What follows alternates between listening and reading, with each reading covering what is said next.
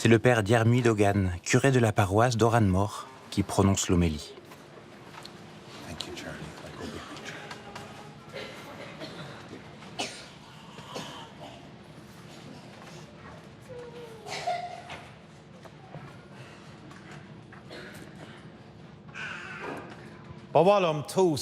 Je voudrais commencer par souhaiter la bienvenue à tous les Patrick, Paddies, Patricks, Parricks, Patricia, Patsies, Patrias et Pat à la fête patronale. Que vous soyez ici dans notre église, en Irlande ou de toute l'Europe. Bienvenue. Vous portez un beau nom, un nom fort, un nom qui résonne, un nom qui a une histoire, un nom qui vaut la peine d'être respecté.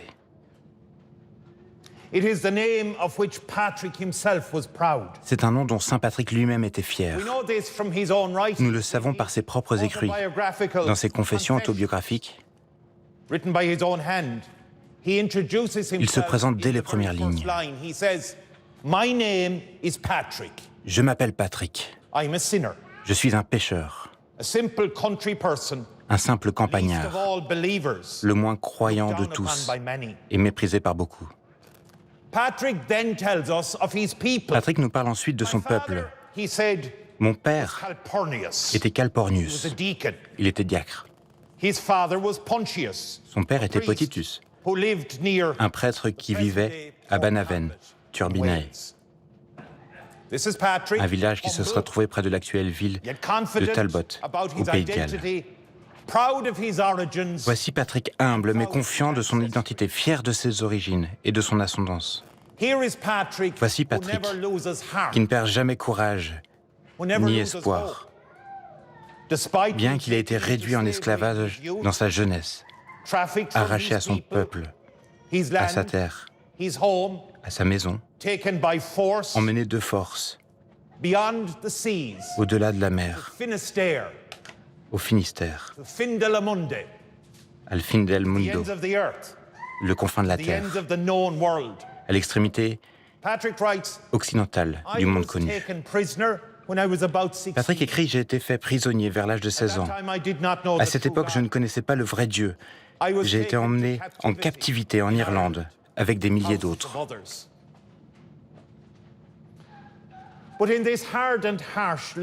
Mais dans cette dure vie d'esclave en Irlande, le jeune Patrick a trouvé son vrai Dieu, Père, Fils et Saint-Esprit, en qui il a placé sa confiance, son espoir et sa vie.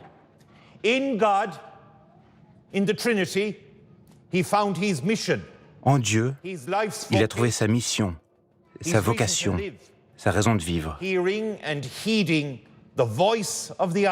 Entendant et écoutant la voix des Irlandais qui l'appelaient, Patrick, avec courage et conviction chrétienne, devint un prédicateur, un enseignant, un chef et un guide, ainsi que le premier et le plus grand apôtre de l'Irlande.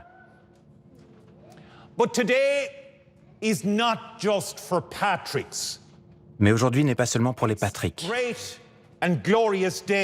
C'est aussi un jour glorieux pour des millions de personnes qui célèbrent l'Irlande et son héritage. Si aujourd'hui ou n'importe quel autre jour, vous vous dites Irlandais, vous aussi, vous avez un fier héritage. Et vous aussi, vous avez beaucoup à faire pour être à la hauteur. Lors de sa visite en Irlande en 1979, Saint Jean-Paul II a fait l'éloge de l'Irlande et des Irlandais en les qualifiant de Semper Fidelis, toujours fidèles. Bien sûr, beaucoup de choses ont changé ces 45 dernières années.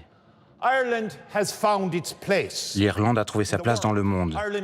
Elle est confiante, cosmopolite, tournée vers l'extérieur, prospère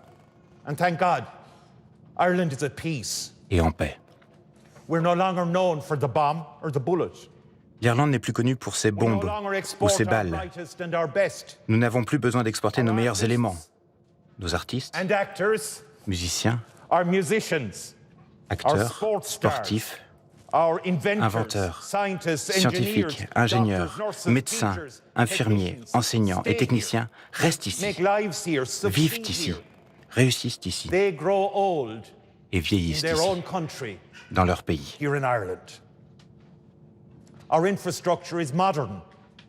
Nos infrastructures sont modernes, nos jeunes sont éduqués et ambitieux.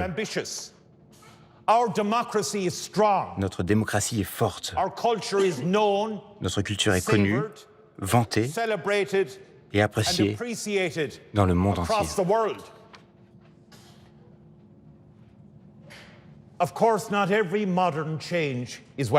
Bien sûr, tous les changements modernes ne sont pas les bienvenus. À l'instar d'autres nations, le pays est devenu nettement plus laïque et peut-être aussi plus égoïste. Nous comptons moins sur Dieu et sur les autres que les générations passées. Nous sommes moins engagés dans la protection de la dignité et de la fragilité de la vie humaine. Nous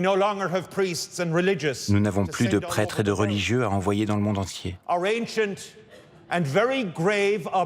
Nos obligations en matière d'hospitalité, d'accueil de l'étranger, sont mises à rude épreuve. Cependant, en tant que nation, nous continuons à nous tenir debout, à travailler pour la paix dans un monde troublé, pour la vérité dans un monde de mots glissants et de fausses promesses. Nous qui avons traversé des temps difficiles et affamés, nous défendons celles et ceux qui ont faim de nourriture, de liberté et d'inclusion.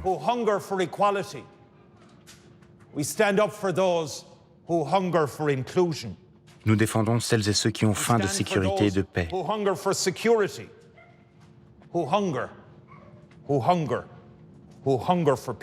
Ceux qui ont faim. Ceux qui ont faim de paix. La tradition catholique d'excellence dans l'éducation perdure. Nos militaires portent avec bravoure et fierté le béret bleu des gardiens de la paix des Nations Unies. Nos forces de police comptent parmi les rares qui n'ont pas besoin de porter d'armes. Nous jouons pleinement notre rôle dans les affaires mondiales, où la voix irlandaise est forte, fière, indépendante et respectée. La passion du peuple irlandais pour les valeurs chrétiennes, de lumière, d'amour, d'espoir, de vie et de vérité reste intacte. Nous avons beaucoup à faire pour être à la hauteur. Seigneur, puissions-nous continuer à être semper fidelis, toujours fidèles. Mais aujourd'hui, nous ne célébrons pas seulement Patrick et l'Irlande. Aujourd'hui,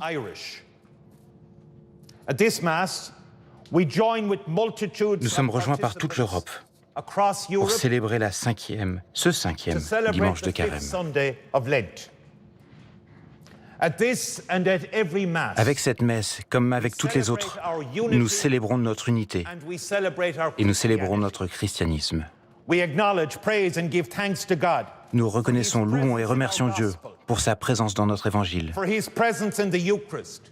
pour sa présence dans l'Eucharistie, pour sa présence dans nos vies.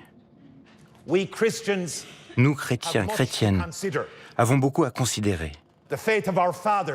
La foi de nos pères et de nos mères, la foi de Saint Patrick, la foi des 50 générations qui nous séparent de lui, la foi des 75 générations qui nous séparent du Christ. Cette foi ne nous est pas donnée pour être gardée, mais pour être partagée. Patrick poursuit en écrivant dans sa confession qu'il est incapable de garder le silence sur les bénédictions et les dons que le Seigneur lui a accordés, ainsi qu'à la terre de sa captivité.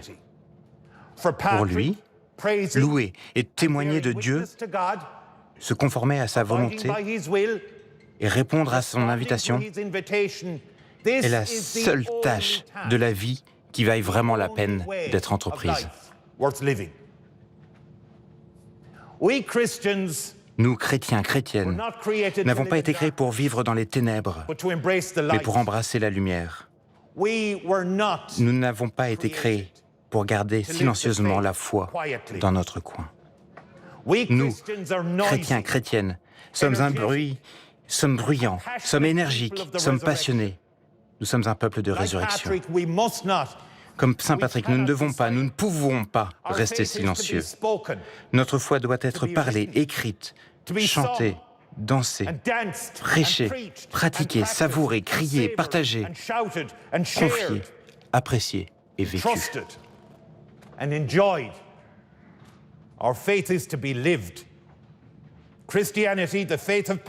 Le christianisme, la foi de Patrick, la bonne nouvelle de Jésus-Christ, nous a été confié pour que nous la portions et l'enseignions jusqu'au confond de la terre. C'est la tâche de Patrick. C'est ma tâche. C'est votre tâche. C'est notre tâche, à nous tous, notre privilège et notre joie. Pendant ce carême, n'abandonnez pas, mais vivez. Où que vous résidiez, soyez à la hauteur de votre nom, de votre héritage, de votre foi, et à la hauteur de Patrick, comme il a été à la hauteur du Christ. Que les bénédictions de la fête de la Saint-Patrick soient les vôtres, mes amis.